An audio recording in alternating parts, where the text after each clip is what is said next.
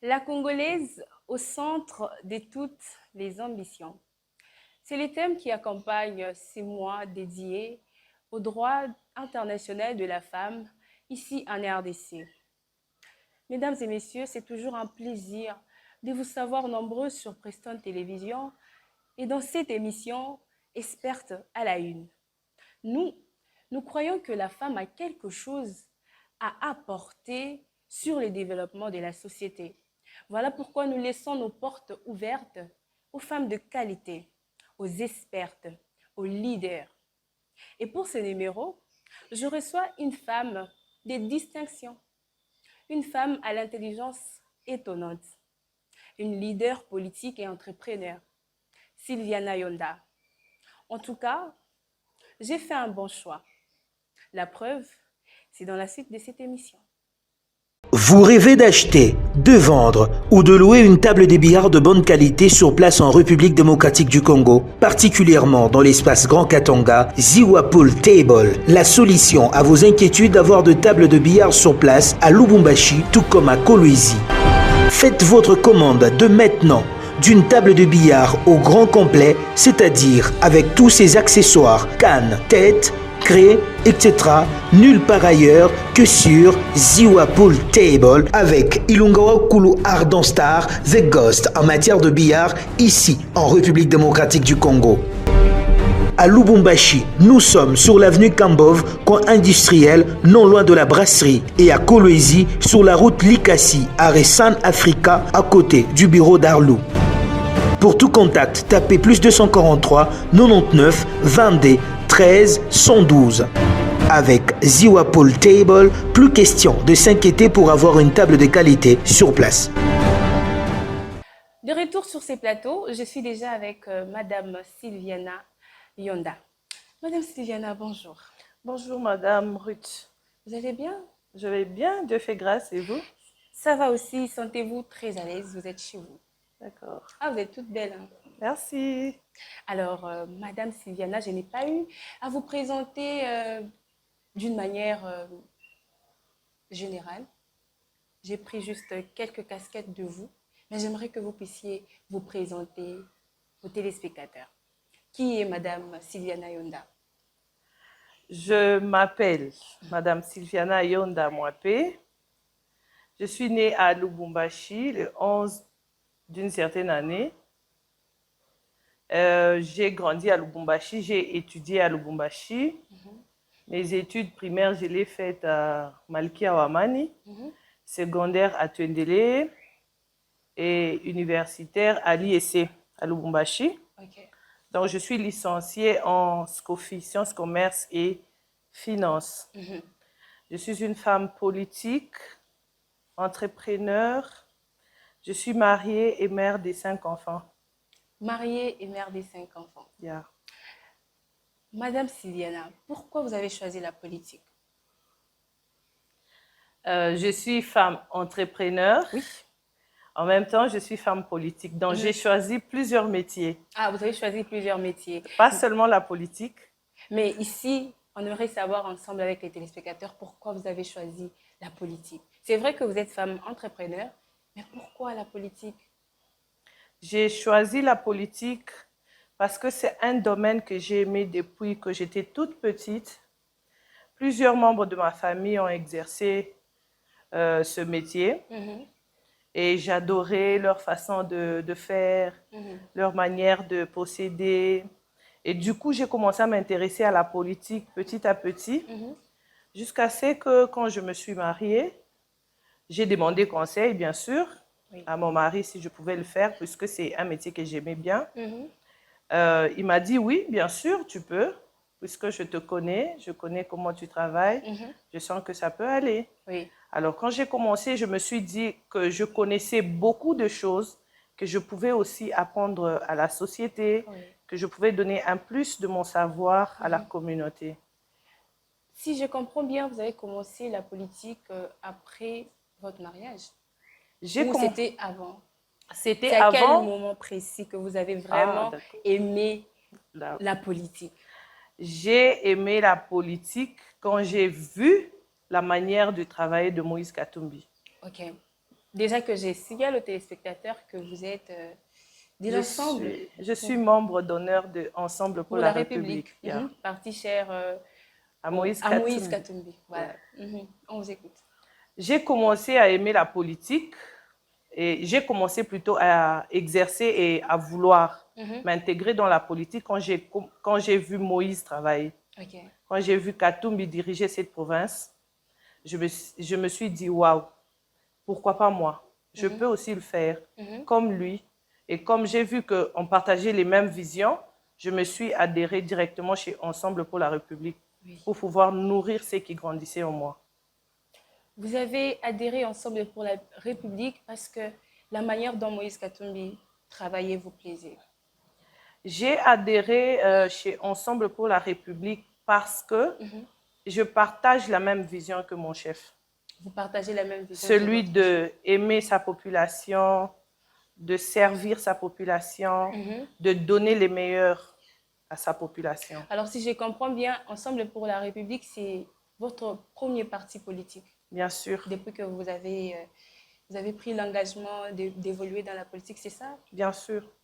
Alors, Madame Sylviana, parce que vous êtes une femme, nous savons comment les femmes sont traitées dans notre société. Et vous, vous avez choisi de faire la politique. Est-ce que vous êtes valorisée dans ce domaine? Est-ce qu'on vous valorise dans ce domaine?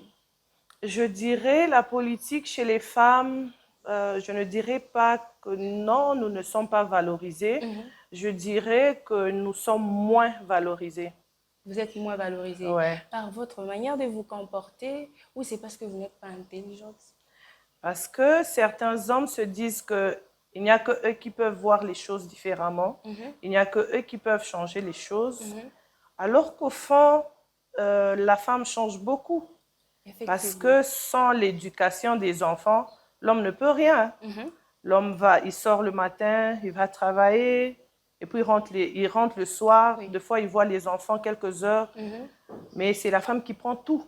L'éducation des enfants, les études, leur suivi, c'est la femme. Donc, quand nous éduquons les enfants, on se dit qu'on est capable de faire aussi, de faire plus grand dans la société. Déjà que les foyers vous demandent beaucoup de temps. La politique aussi, j'imagine que ça vous demande beaucoup de temps. Comment vous faites pour concilier les deux, et la politique et le foyer? Déjà que c'est une question d'organisation d'abord au départ. Ok. Je m'organise. Moi, je me réveille toujours à 5 heures juste, tous les jours. Je me réveille, je fais ma prière, je commence à apprêter les enfants, je finis, je fais leur déjeuner, je prépare leur goûter, j'ai pris avec eux avant de quitter. Après, quand ils sont partis à l'école, je m'apprête aussi, je vais au boulot. Je signale déjà que je suis aussi patronne d'une entreprise quelque part. Vous êtes entrepreneur, oui. Oui, bien sûr. Donc, je dois me réveiller et arriver tôt aussi au boulot. Et vers 10 heures, je suis déjà prête. Je suis au bureau déjà, à mon boulot. Et à 12 heures, je vais récupérer les enfants à l'école. Je les ramène à la maison. On mange ensemble. Je revois les cours avec.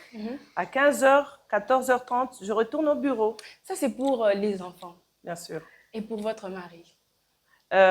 Déjà parce que je sais que dans la politique, il y a des fois des réunions très nocturnes, peut-être. Ça peut arriver pour les questions, pour les questions du pays.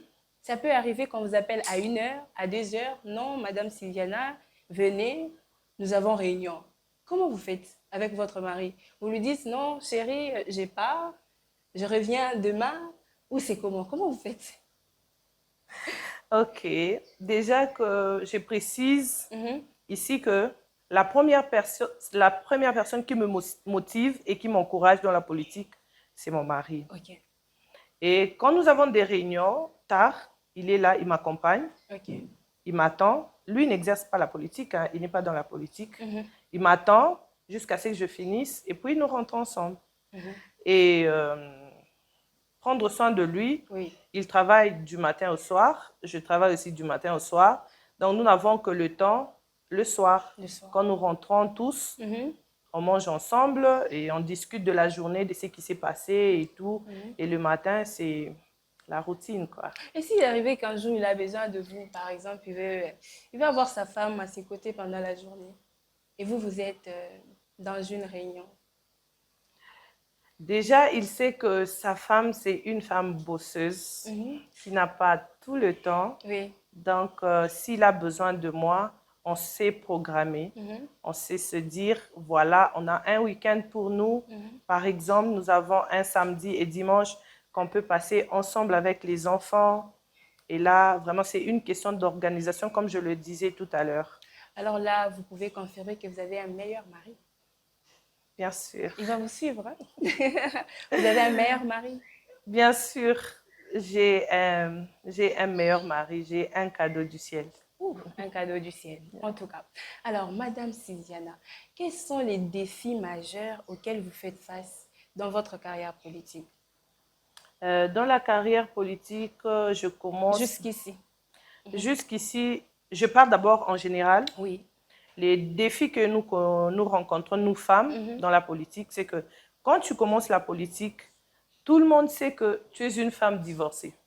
Ah. Bon, tout le monde a une idée déjà de ce que tu es. Ok. Tu es une femme divorcée, tu as des problèmes dans ton couple, Ok. ou tu es venu maintenant te détendre dans la la politique, tu es venu chercher des hommes, voilà, et tout ce qui va avec.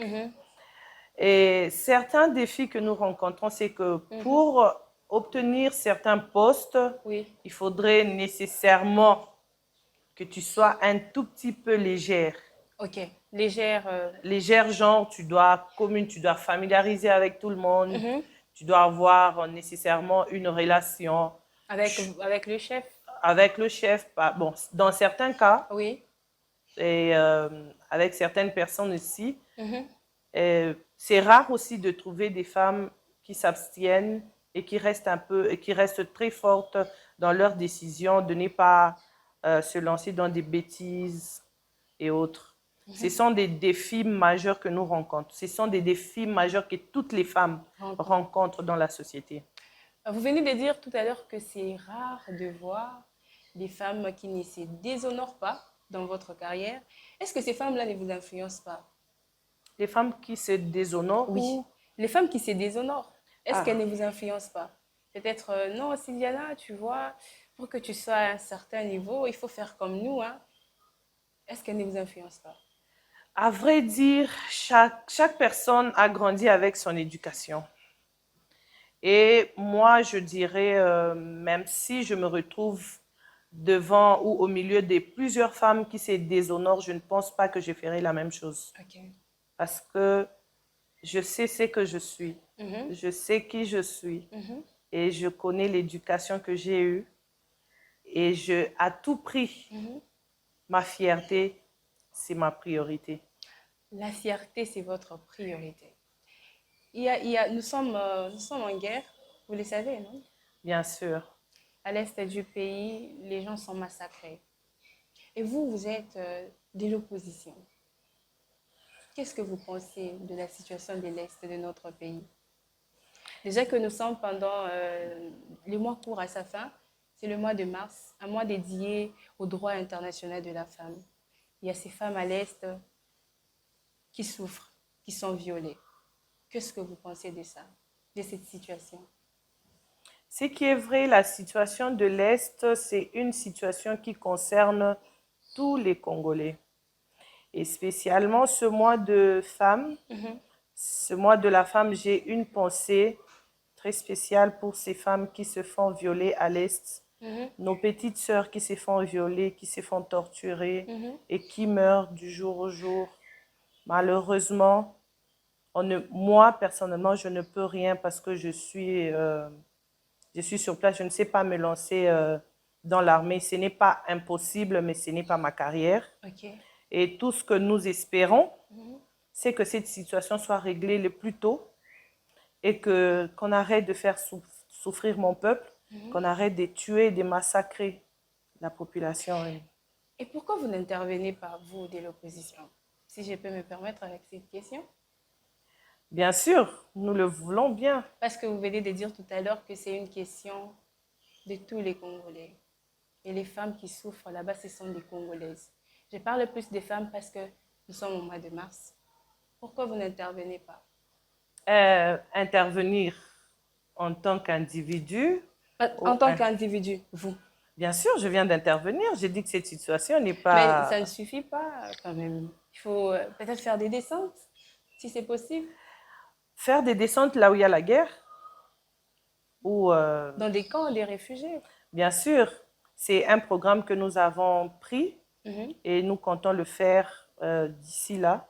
On va descendre pour aller aider des orphelins et des femmes veuves qui ont perdu leur mari dans la guerre et tout. Est-ce que jusque-là, vous êtes fière de vous? Je dirais que je suis très fière de moi. Très fière de vous. Bien sûr. Et votre famille? Je suis très fière de moi-même et je suis très fière de ma famille. Votre famille, est-ce qu'elle est fière de votre carrière, de ce que vous faites? Ma famille, ça veut dire mon mari et mes enfants. Oui. Je dirais que mon mari est très fier de moi et mes enfants aussi sont très fiers de moi et ça suffit. Ok. Parce que c'est une émission des femmes, cette émission est là pour encourager toutes les femmes qui se découragent. Elles se disent, je ne peux pas faire ça, ça c'est pour les hommes. Et pourtant, elles peuvent les faire comme vous. Qu'est-ce que vous conseillerez à toutes ces demoiselles qui nous regardent en ce moment? Je dirais à toutes les femmes de se tenir debout et de se prendre en charge. Je vous encourage par ce message en disant que si tout le monde passait à la télé et donnait son témoignage de où il a commencé jusqu'à ce qu'elle est devenue quelqu'un dans la société, vous n'allez pas y croire. Donc tout ce que je vous demande, c'est de ne pas baisser les bras, de se tenir debout. Ce que l'homme est capable de faire, la femme aussi est capable de faire. Effectivement. Tous les travaux que l'homme effectue, nous sommes aussi capables de le faire. Alors, il ne faut pas se décourager. Il ne faut pas se dire, parce que j'ai essayé et ça n'a pas tenu, je vais baisser les bras. Non, jamais. On se lève, on recommence, on reprend jusqu'à ce que ça tienne. C'est tout ce que je peux donner. Soyez courageuse, soyez forte. Même quand ça ne marche pas aujourd'hui, demain, ça marchera forcément. Et aux femmes qui sont harcelées, elles ont du potentiel. Elles veulent donner le meilleur d'elles-mêmes, mais elles sont harcelées. Les hommes qui veulent les aider, ils veulent les déshonorer avant de les aider. Mais elles sont intelligentes. Qu'est-ce que vous pouvez dire à ces femmes? À toutes ces femmes-là qui pensent que tu dois forcément te déshonorer pour avoir un poste ou un travail, je vous dis que ce n'est pas le cas. Vous pouvez toujours refuser des propositions et chercher ailleurs, vous en trouverez. Parce que ce n'est pas en se déshonorant que vous pouvez rendre fière votre famille ou vous-même. Vous ne serez pas fier de vous. Alors, soyez ferme, restez forte. Parce que les hommes, c'est vrai qu'on a toujours des tentations par-ci, par-là, mais il faut toujours rester forte dans toutes les décisions que vous allez prendre. Parce que les décisions que vous prenez aujourd'hui influencera votre vie demain et ça retombera peut-être sur la vie de vos enfants. Des enfants. Alors, soyons intelligentes et très matures de ne pas pouvoir prendre des décisions en désordre, de ne pas se déshonorer pour avoir le boulot. Un poste. Alors, si c'était à refaire, vous auriez dû choisir la politique? Si c'était à refaire, je pense que oui, je choisirais la politique et je commencerai avec Moïse Katumbi. Toujours avec Moïse Katumbi. On sent que vous êtes pro de Moïse Katumbi. Merci, Madame Sylviana. C'était un plaisir de vous recevoir dans cette émission. C'est moi qui vous remercie, madame. On s'est fixé rendez-vous prochainement. Merci. C'est la fin de cette émission, très chers téléspectateurs. C'était une émission avec Madame Sylviana Yonda, une femme politique et entrepreneur. On s'est fixé rendez-vous prochainement avec le même et réel plaisir. Au revoir.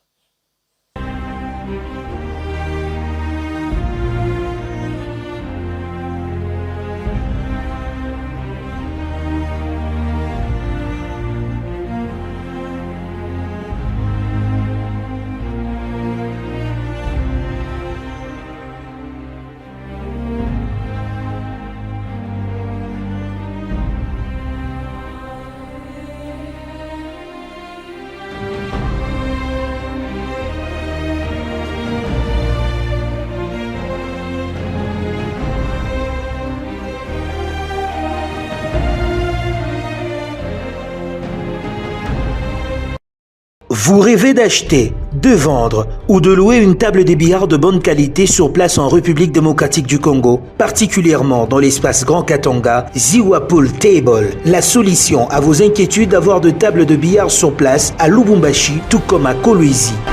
Faites votre commande de maintenant d'une table de billard au grand complet, c'est-à-dire avec tous ses accessoires, cannes, têtes, craies, etc.